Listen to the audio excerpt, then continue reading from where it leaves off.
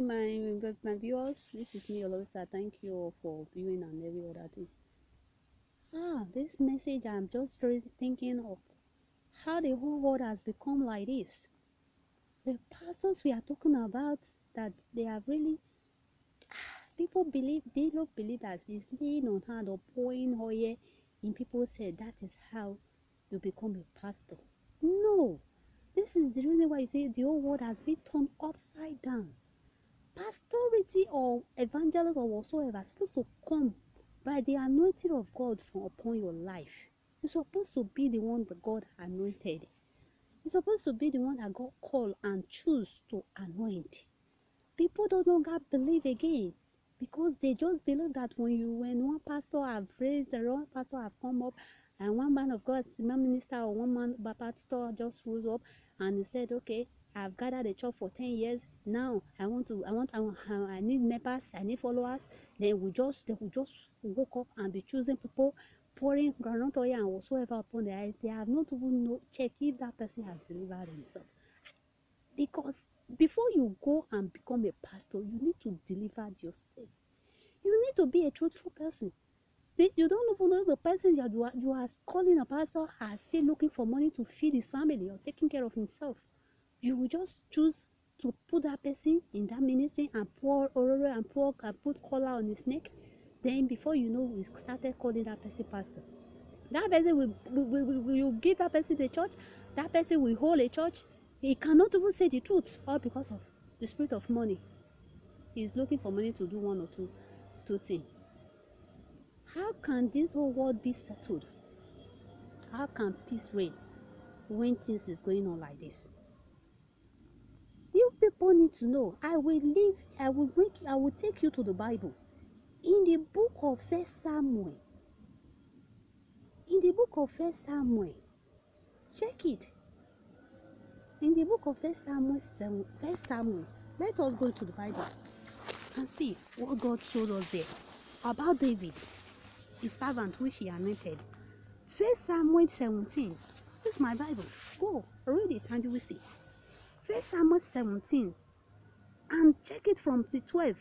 First Samuel 17, 12 to 14. You will see what God Bible told us there.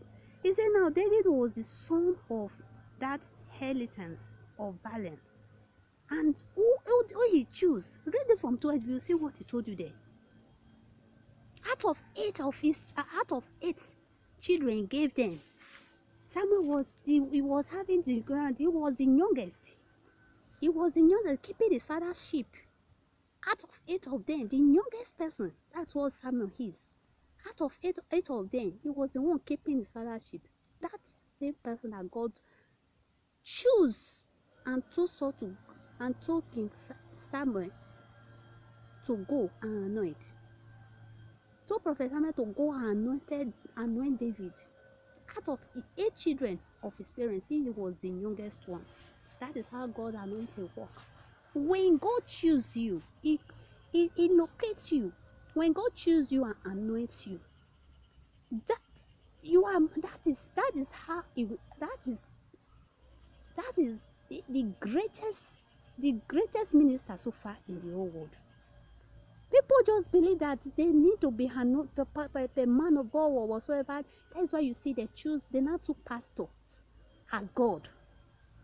When they're supposed to fear God, the one that can kill their body and their soul.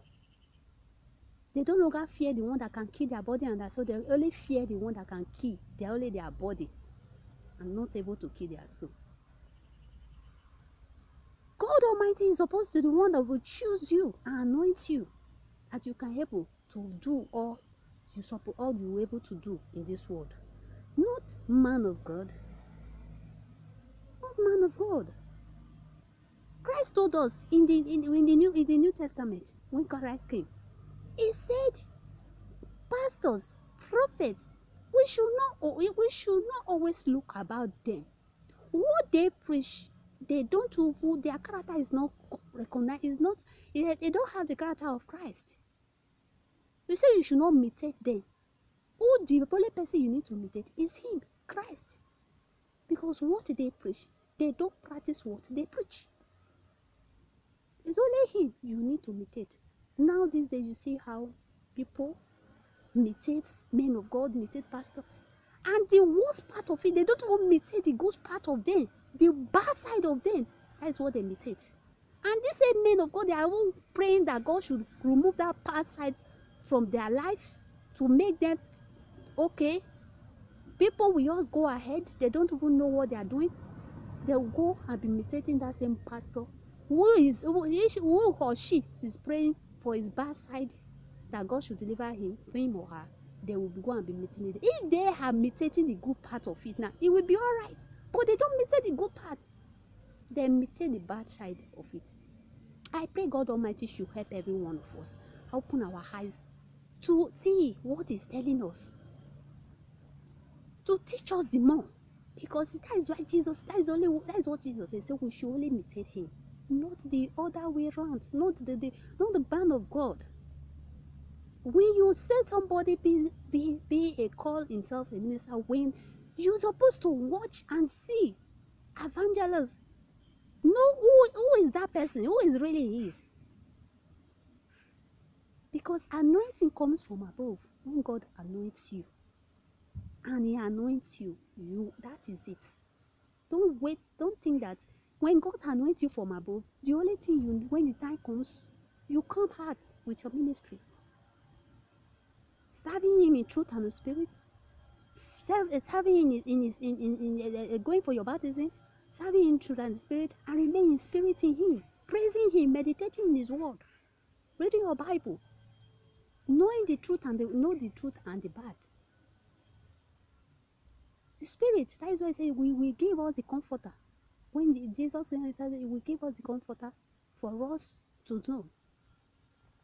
He will teach us all things. When you are in spirit, say, because why Christ is God is a spirit, and those that worship with him supposed to be in spirit. You're supposed to be someone that be in spirit and meditation every blessed day, not the other way around they are doing it. I pray God Almighty should open or give us our understanding and give us our mind. And the other one our people are still doing, because I'm from Nigeria, they should not be looking of the Old Testament. Old Testament, everything that happened in the Old Testament, but that is the reason why Jesus came. For the New Testament to turn things up, tell things right. He said he did not came to remove out of what his father did, but he came to make it right.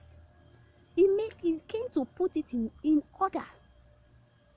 That is what he said. He said he not came to remove it, but I came to put it in order. Who to how to read? Now we are in New Testament. We need to, that New Testament is what we're supposed to look onto, follow these days. Not still the Old Testament. The Old Testament, that was when God was in charge. But Jesus came to pay the supreme price, and the New Testament is the one going on upon our life. Let's change the mentality of still remaining in Old Testament. Let's put on the armor of New Testament upon our life. As you do this, you will see God Almighty will bless you. Yes, this message, I just really want to release it, and it's going to be, or when people are asking, there are people, there is big gossiping. People is been saying one thing, evangelist, they are wondering, that name, evangelist, I am not the one that give myself, it's my calling. It's what God has anointed me to be. That is why it's like that. I'm not the one that give it to myself. I did not forge it one day and started bringing it out. It's God that does it. It's already what God has said. He has already uttered. The uttering is from above, not from me. That is it. That is why I just want to lay this show here for new people not to be confused, because now the confusion in the world, the entire world, has been so much. Now I know the peace of God has been reigned. God has been settled everything, and the peace is going to reign from now on. And God Almighty is still taking charge and being in charge of each of everyone's case, and is still fighting the battle, because the battle is less for him. He said, "Vengeance is for him, not me. I am just a servant which is being using each of every blessed day, ministering and all the other things." That is it. Not, I have no power of my own, but the power of God that is in me. Thank you all, my lovely brothers and sisters. I love you all. I say may God bless you all and keep you in faith. One love, let us have faith. Remember, faith is the substance of things which you hope for, which you have not seen. And the other one is without faith, it's impossible to please God. And the third one is faith without work. That is it. Have this in mind and count it all joy that Jesus Christ of Nazareth has overcome. Thank you all. I remain blessed. I love you. This is your lovely sister, Evangelist Miss Ititwa. Thank you. Bless. Bye for now.